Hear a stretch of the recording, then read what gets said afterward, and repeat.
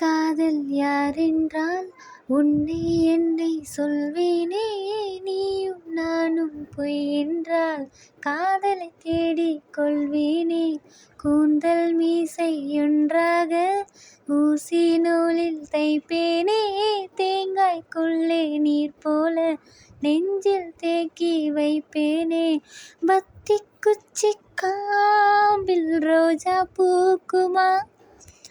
பூனை தேனை கேட்டால் பூக்கள் ஏற்குமா? முதலை குளத்தில் மலராய் மலர்ந்தேன். குழந்தை அருகே குரங்காய் பயந்தேன். என்னோடு நீ இருந்தால் உயிரோடு நான் இருப்பேன்.